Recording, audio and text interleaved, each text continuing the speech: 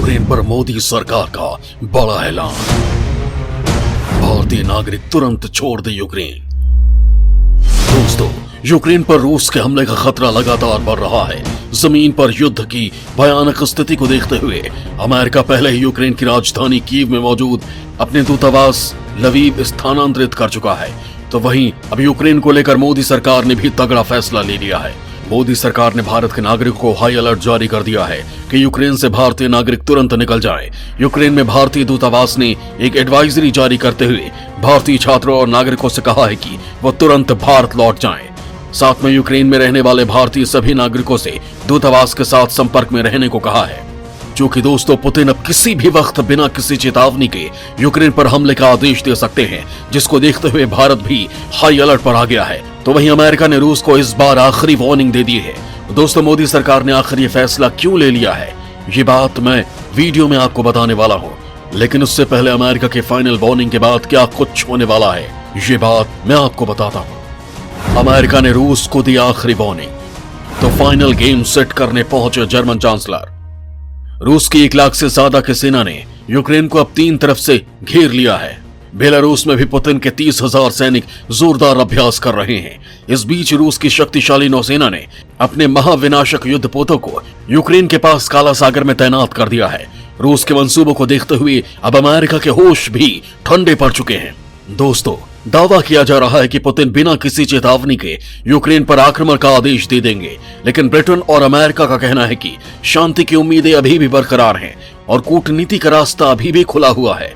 लेकिन इस बीच एक पश्चिमी खुफिया रिपोर्ट ने चिंता को बढ़ा दिया है, जिसमें कई सिलसिलेवार हमलों का अनुमान लगाया गया है। इसका मतलब है कि रूस लगातार हमले करके सबसे पहले कीव पर कब्जा करेगा। लिहाजा अब रूस के राष्ट्रपति पुतिन को अमेरिका के राष्ट्रपति जो बाइडेन ने अब आखिरी वार्निंग दे दी है।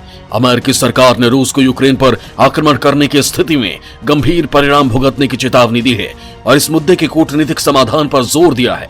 व्हाइट हाउस के प्रधान उप सचिव कैरीन जीन पियरे ने कहा कि हम संकट को कम करने के लिए एक राजनयिक समाधान तक पहुंचने की दिशा में सक्रिय रूप से काम कर रहे हैं।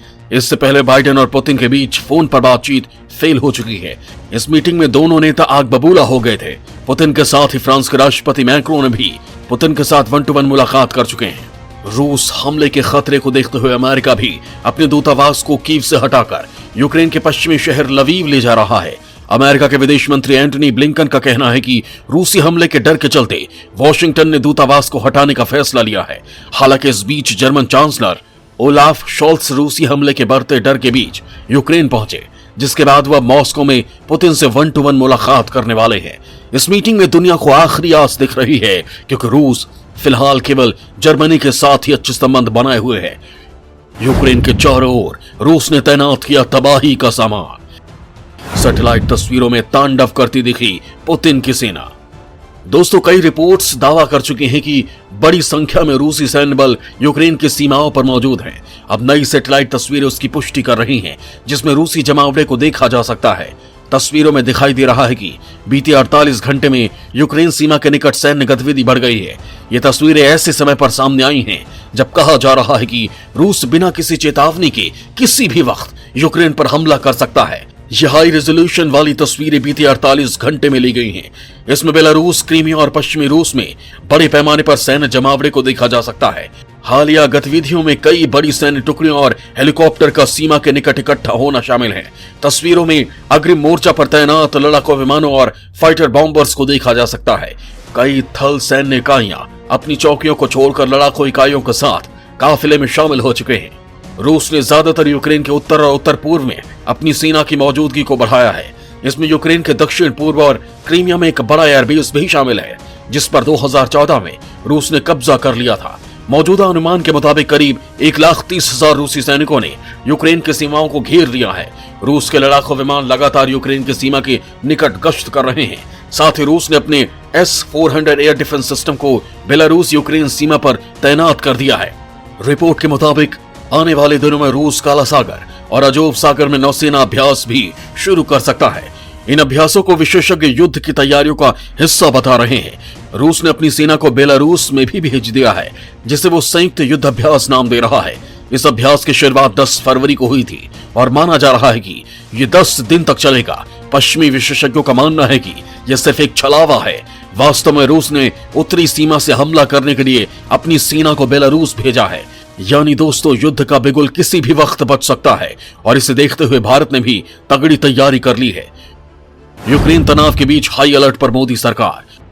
पुतिन को बैक चैनल सपोर्ट के बाद क्या कर रही मोदी सरकार?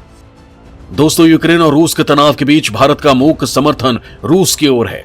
मोदी की इस रणनीति को देख अमेरिका भी आग बबूला है और अब मोदी सरकार ने यूक्रेन में मौजूदा परिस्थितियों की अस्थिरता को देखते हुए यूक्रेन में रहने वाले भारतीय नागरिकों और छात्रों को तुरंत निकलने को कहा है। एडवाइजरी में कहा गया है कि खासकर छात्र जिनका रुकना जरूरी नहीं है वो अस्थायी रूप से देश छोड़ दें। भारतीय नागरिकों को भी सलाह दी जाती है कि गैर जरूरी कारणों से यूक्रेन की यात्रा करने से बचें। भारतीय नागरिकों से विनती है कि दूतावास को यूक्रेन में अपनी स्थिति के बारे में जानकारी देते रहें ताकि जरूरत पड़ने पर दूतावास उन तक पहुंचने में सक्षम रहे। भारतीय दूतावास ने कहा कि यूक्रेन में भारतीय नागरिकों को सभी सुविधाएं मुहैया कराने के लिए दूतावास सामान्य रूप से अपना संचालन जारी रखेगा।